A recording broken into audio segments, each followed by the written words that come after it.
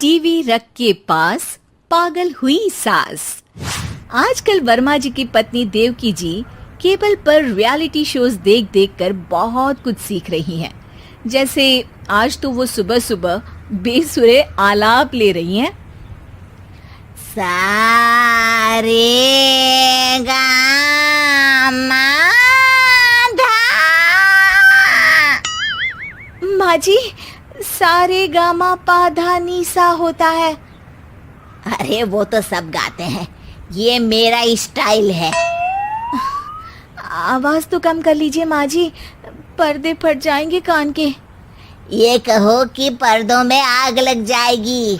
देखना, मेरी आवाज सुन के जज आग लगा देगी, आग लगा देगी, तू तो आग लगा देगी, ऐसा बोलेंगे। सरिता वहां से परेशान होकर चली जाती है और सास रियाज जारी रखती है। सारे गाओ, सारे नाचो। तभी बाबूजी दुकान से लौटते हैं। अरे देवकी, क्यों तानसेन बनी हुई है? कान से खून निकालोगी क्या? अरे क्या हुआ, रियाज तो करने दो मुझे। इसको रियाज बोलते हैं? ऐसा लग रहा है जैसे घोड़े हिना रहा है। घोड़े पे बैठ के ही बम्बई जाऊंगी मैं तो, जब जज साहब कहेंगे कि देवकी तुम मुंबई आ रही हो। जज साहब, वो अदालत वाले? अरे नहीं नहीं, बड़े लोग हैं, आप नहीं जानते हैं। ओ मैं तो छोड़ चली अपना ये देश, बम्बई मुझे प्यारा लगे। गाना गाती हुई देवकी चली जाती है और बाबूजी अपनी सरफिरी पत्नी के इस संगीत प्रेम की चर्चा करने बहू के पास चले जाते हैं। अरे सरिता बेटा, सुनो तो, ये तेरी सास को क्या हुआ है बेटा? सुबह तो अच्छा भला छोड़कर गया था इसे। सिंगर बनेगी अब वो। सिंगिंग रियलिटी शो में जाने की सुबह से तैयारियां चल रही हैं इनकी। हाँ, अब तो कोयल के सुर मेंढक छेड़ेगा। हे भगवान, सद्बुद्धि दो इसे। इधर बाबूजी भगवान को कहते हैं और उधर राधा रानी प्रकट हो जाती है, देवकी की मोहल्ले की सबसे पक्की दोस्त। क्यों री देवकी, काहे इतना गला फाड़ रही है? कोई चीखने चिल्लाने का कंपटीशन है क्या? अरे ये देख, नया सिंगिंग शो, मैं भी गाऊंगी, हिंदुस्तान के दिलों की धड़कन बनूंगी। अरे इतना बेसुरा गा के दिलों की धड़कन नहीं, दिलों का अटैक बन जाएगी। इससे तो अच्छा है कि नाच ही ले। वैसे भी दिन भर मोहल्ले में नाचती तो रहती है तू, कभी इसके घर कभी उसके घर। देवकी को समझ में आ जाता है कि उसका गाना किसी को पसंद नहीं आ रहा। अगले दिन सरिता देखती है कि सास पैरों में घुंघरू बांध के नाच रही है। अरे माँ जी, क्या मंजुलिका बनी हुई है आज आप? अरे नाचने दे बहू, जब तक है जान जाने जहां मैं नाचूंगी। अरे माँ जी, अभी जान निकल जाएगी, इतनी जोर से नाचेंगी तो। अरे अरे, क्या कर रही हो? अरे दिख नहीं रहा, डांस कर रही हूँ। अरे जैसी तुम्हारी हरकत है, तुमको तो नागिन डांस करना चाहिए।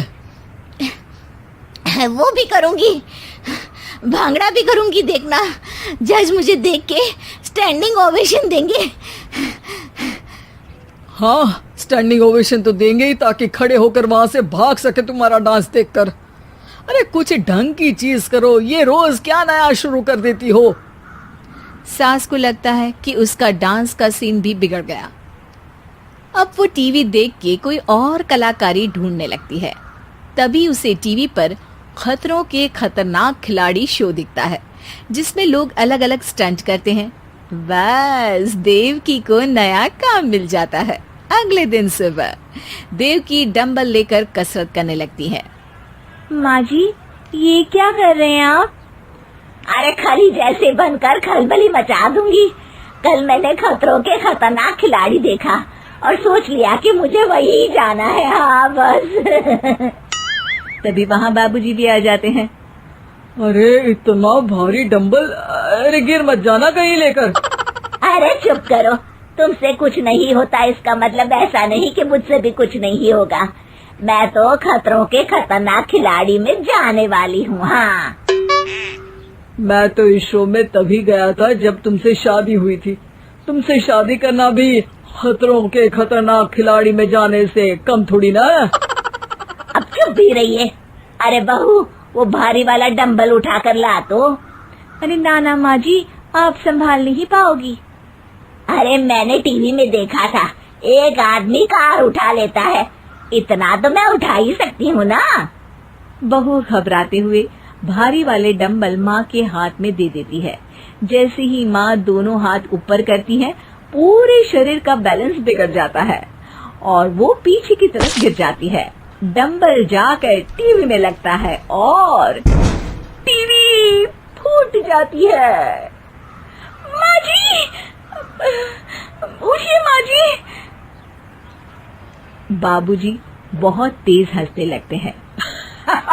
बाबा बाबा, टीवी और बीवी दो टेंशन थे मेरे, आज एक कम हो ही गया।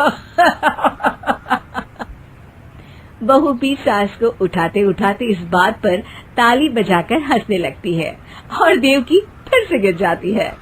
और इस बार देवकी भी अपनी बेवकूफी पे हंसी रोक नहीं पाती।